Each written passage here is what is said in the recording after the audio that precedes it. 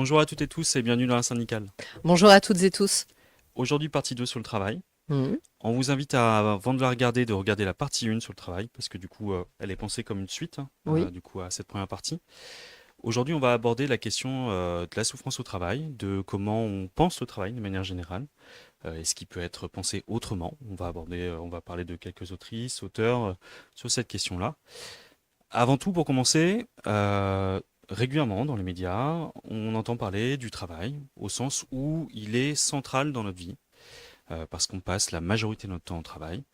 On se définit régulièrement par notre travail. D'ailleurs, la première question qu'on se pose très régulièrement, c'est qu'est-ce Qu'est-ce que que tu tu fais fais? dans la vie? Voilà. Et souvent, plutôt que de répondre, bah moi j'adore Warhammer, j'adore peindre des figurines ou faire des cartes Magic. Non, non, non. On répond souvent, je fais ce métier-là. Ce qui veut dire qu'on se définit régulièrement par ce qu'on est, par quel emploi on occupe. Mhm. Et c'est d'ailleurs très utilisé et très relayé par les politiques. Vous avez dû entendre parler souvent, plutôt dans la droite, la question de la notion de la valeur travail, où c'est quelque chose qu'on met en avant, qu'on glorifie même, en voulant nous démontrer que c'est par le travail qu'on s'accomplit et qu'on existe, et qu'on sert à quelque chose. Pour autant, vous êtes certainement toutes et tous un jour confrontés à avoir des difficultés dans votre travail, à en souffrir, à trouver même un manque de sens dans ce que vous faites, d'être épuisé par votre fonction, et voire même de recevoir des injonctions qui sont parfois contradictoires de vos employeurs, employeuses ou de vos cadres. Et c'est de ça dont on va parler aujourd'hui, de ce que c'est réellement la souffrance au travail. Mhm. C'est quoi la souffrance au travail? La souffrance au travail, c'est le cas en fait de millions de travailleurs et de Mm. travailleuses à qui on demande de travailler toujours plus, toujours plus vite, pendant généralement toujours plus longtemps et à moindre coût.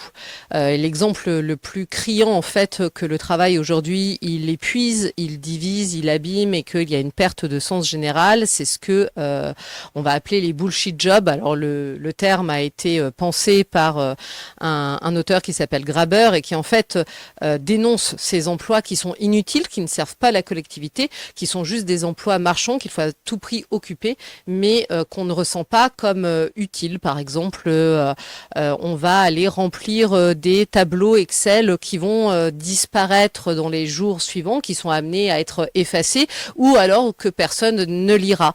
Et donc cette perte de sens-là, elle est due au fait qu'on fait des choses pour les faire sans avoir quoi que ce soit comme pouvoir, sans décider comment on les fait, pourquoi on les fait et qu'est-ce qui serait désirable en fait de créer comme travail. Du coup, là, le travail, on se disait qu'on était régulièrement défini par ça, mais du coup, ça veut dire qu'on existe dans la société à ce titre-là. Est-ce que le travail nous permet de nous émanciper?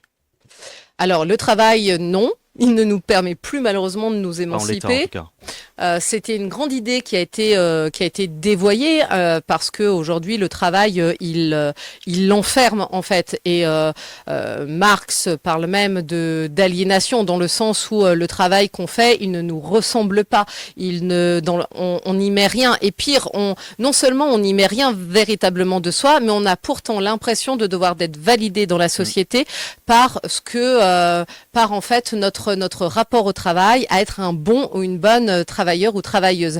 C'est ce que Frédéric Lordon, qui est un autre philosophe contemporain, appelle la privatisation du désir. Alors qu'est-ce qu'il entend par là? Il entend le fait que vous, comme moi, on est des êtres humains qui avons besoin de reconnaissance, d'être aimés, reconnus, en sécurité, et que loin en fait de se dire qu'on va obéir aux lois du travail, on va être on va avoir envie d'obéir, c'est-à-dire on va avoir envie d'être le salarié le plus performant, celui ou celle qui va remplir le mieux ce fameux tableau Excel qui en fait n'a aucun sens.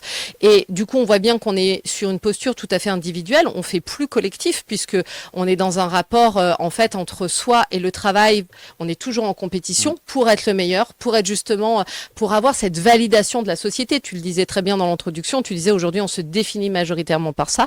Donc c'est ça ce qu'on appelle la captation des affects par l'idéologie libérale et par la façon façon dont aujourd'hui le travail, il est pensé, il est vécu et surtout il est distillé dans les entreprises et les administrations auprès des salariés comme étant en fait une valeur à laquelle il faut absolument raccrocher et en mettant, en captant nos affects, en faisant en sorte qu'on veut absolument réussir à être un bon travailleur ou travailleuse. Et d'ailleurs, ça met aussi l'accent sur qu'est-ce qu'on fait des gens qui sont privés d'emploi. Oui. On est quoi aujourd'hui dans la société en fait quand on n'a pas d'emploi et quand on répond majoritairement à la question qu'est-ce que tu fais dans la vie par son métier, par l'emploi qu'on occupe. Alors quelle place la société elle laisse à ceux qui malheureusement en sont privés. Tu parlais de Graeber, Ouais. Lordon, d'autres auteurs, autrices qui ont parlé du sujet. Alors oui, on a tout un fil. On a Hannah Arendt et c'est assez intéressant parce elle dit qu'à l'heure actuelle, le travail comme il est perçu dans la société, c'est un seul type de travail et en fait, elle estime qu'il y a 3 facettes dans le travail humain, dans l'activité humaine. Il y a 3 sous-activités et qu'aujourd'hui, le système néolibéral n'en privilégie qu'une, qui s'appelle donc le travail, on va dire au sens brut du terme, qui est en fait la répétition d'une tâche qui n'est jamais finie, qui va avoir une utilité purement économique, c'est-à-dire que on en a besoin pour obtenir un salaire qui va nous permettre d'assurer nos besoins physiologiques, nos besoins vitaux, mais qui ne fait pas société. C'est un espace dans lequel il n'y a pas de débat, par exemple, sur ce qui serait désirable de créer, sur ce qu'on pourrait produire et comment on pourrait le faire.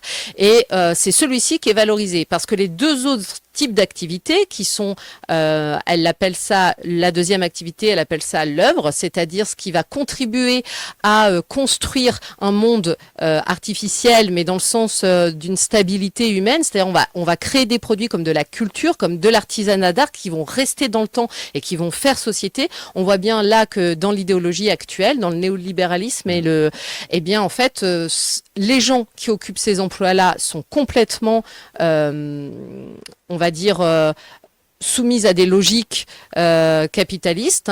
Christelle Morancet dans la région qui fait des économies, les premiers à sauter, c'est ceux qui participent de la culture et du monde associatif. Et puis sinon, les productions en fait faites au niveau culturel, souvent elles sont marchandisées et donc elles sont destinées à une élite. Et puis enfin, la 3e phase qu'elle développe, c'est la dernière activité, c'est en tant qu'être humain, nous sommes des êtres politiques au sens de c'est la chose du peuple, la politique, c'est comment tous et toutes ensemble on devrait créer la société, on devrait penser le rapport au travail, on est tous doués de langage, on est tous amenés à s'exprimer sur notre rapport au monde et sur comment on envisage le langage.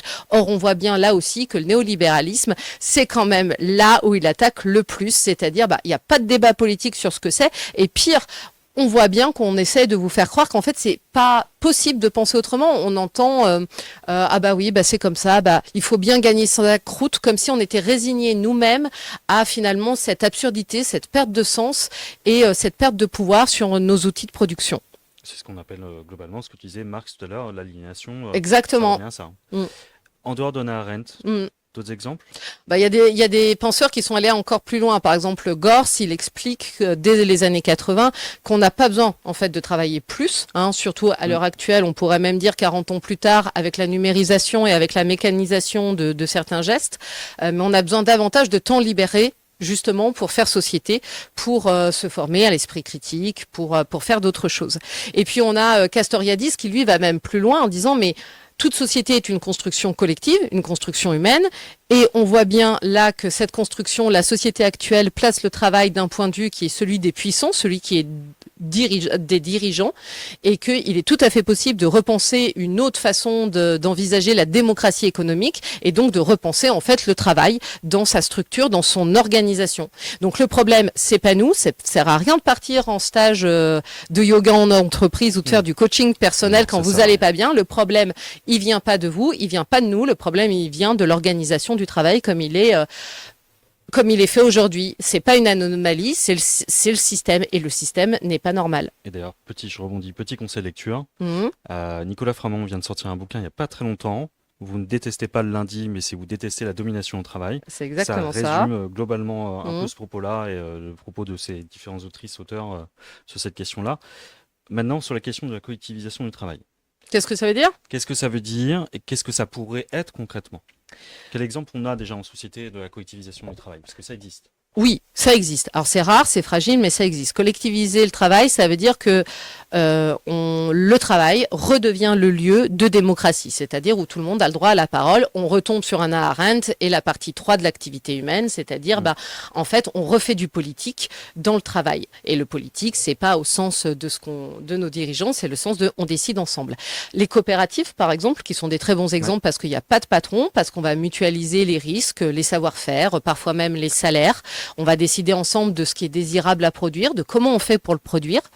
On a également le cas dans certaines luttes syndicales où on voit que des ouvriers, des ouvrières ont récupéré la main en fait sur leur outil de production. Tu penses à une entreprise en particulier? Il y a Euh, 1336, on en a oui, entendu parler dans le tout sud de à la fait. France, qui était une entreprise Lipton qui produisait du thé. L'entreprise devait fermer. Et du coup, les salariés ont décidé collectivement en fait, de reprendre la main sur la production et de reprendre l'usine et décident aujourd'hui collectivement de comment ils produisent, vers où va leur production, à combien ils fixent les prix aussi, Et leur salaire. leur salaire. Du coup, comment aussi ils partagent les pertes, parce que Mhm. c'est aussi important dans Oui. les coopératives, c'est beaucoup ça aussi. Si on se retrouve un jour en difficulté financière, comment on partage ça ensemble, comment on collectivise les difficultés, en gros, globalement.